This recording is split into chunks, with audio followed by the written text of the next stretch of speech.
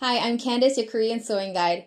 Today I'm going to help you learn how to confidently decode Korean sewing patterns even if you don't speak Korean. Now, if you're anything like myself, I'm someone who started sewing with Western sewing patterns. So I'm used to the way the patterns are written. There's a certain kind of sizing or fit that it goes by. Now, this is all different when you compare it to Korean sewing patterns. But the biggest difference of all would be the language. And I mean, that's even if we get to that point. Most of the time, this anticipation of the language barrier would probably prevent us from even exploring or being curious about this whole other world. When we got to Korea and I bought my first Korean sewing pattern, I was legit excited because this at that time was not readily available in the US. And so when I got here, I bought the pattern. I was so excited. I opened the book. I'm like, wow, that's so cool. Like everything's in Korean. And then I realized that everything is in Korean. And I could not understand a thing they were saying. And so I'm like trying to figure out how to get around this sewing terminology. So I start translating it and it doesn't make sense. And then I get frustrated and I just shelve the book for a while because it was so overwhelming. But after walking into that brick wall so many times, there was a point where I got really desperate. And I told myself, if I cannot remove this language barrier, I will have to find a way around it. And today I'm going to share with you my methods so that you don't have to go through the same frustration as I did.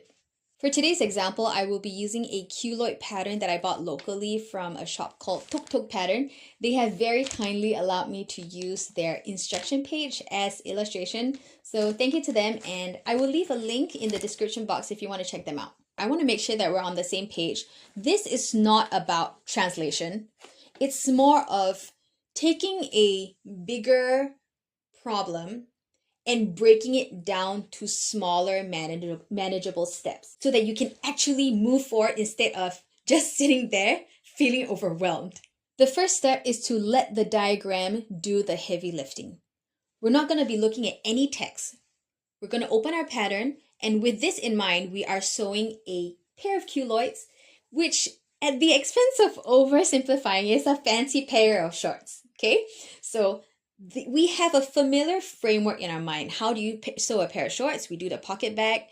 We attach the pocket back to the front panel of each leg, join the legs together, put one leg into each other, sew the crotch, unfold, take it out, sew the waistband. And that's pretty much what we're going to be working with. We're going to use visual cues to confirm this framework that we have in our mind, the annotations, the pictures, and the process of it. Only then do we take notice of the steps that are different. For example, in this situation, pleats in the front panel, and we also have belt loops that not every pair of shorts will have. So we take note of those things, and then we fill in the blanks with the details that are specific to this situation. The culotte pattern that we're using today is quite straightforward, so there's nothing too out of the ordinary with it. But in the event that you're using a pattern that is a little more complex or has elements that you're not used to, which you need more clarification for, I would suggest to do step 2, which is to translate selectively. I would use translation apps only to fill in the gaps. So you're not translating everything, just only the parts that you are unsure of. There are 2 main translation apps that you can try out. One is Google Translate, the other is Papago. Papago has a function where you can use this thing called real-time translation. You just take your camera and hover it over the text you want to translate. It will translate in real time.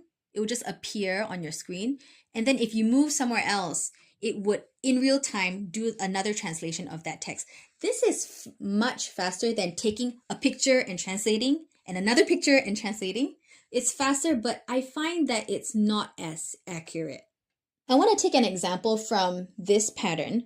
I'm going to pull up the sewing instructions here. And like I said previously, this is not a very complicated pattern. So we can tell from the diagrams what this part means. But for illustration only, I'm going to take a screenshot of this line of instruction.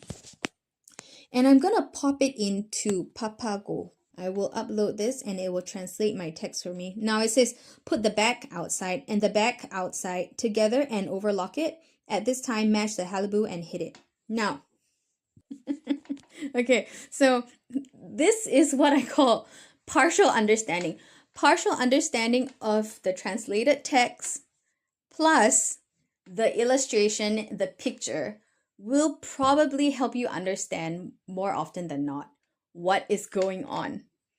Just so you know, sometimes Papago is more accurate and other times Google Translate is more accurate. If I put this in Google Translate and do the exact same thing, you will see it says sew the back right and the back yoke right together and overlock. Align the notches and sew. Now this makes more sense to me. So if Papago doesn't work for you, try Google Translate, back and forth, whichever works better for you. But the point I want to drive here is that you don't need to have perfect understanding of every single step. You just need enough understanding to keep going to the next step. You will go far with just these first two steps. But if you like to challenge yourself and really dive deep into the world of Korean sewing patterns, I would gently recommend for you to listen out for borrowed words. Borrowed words in English, mostly, but there are also some Mandarin words if you are a Mandarin speaker.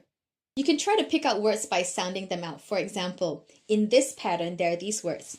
벨트, 벨트, belt. 지퍼, 지퍼, zipper. This last word, you're likely to see it in almost all patterns you have. 오볼록. 오볼록. Guess what it is? Overlock. Not necessary, but it helps you rely less on translation apps and more on your own proficiency. And I'm not sure about you, when I'm able to do it myself, I just feel a bit more satisfied. If you're interested in a flip through of one of my Korean sewing books, check out this video here. If not, you can check out my collection of handbook patterns over here.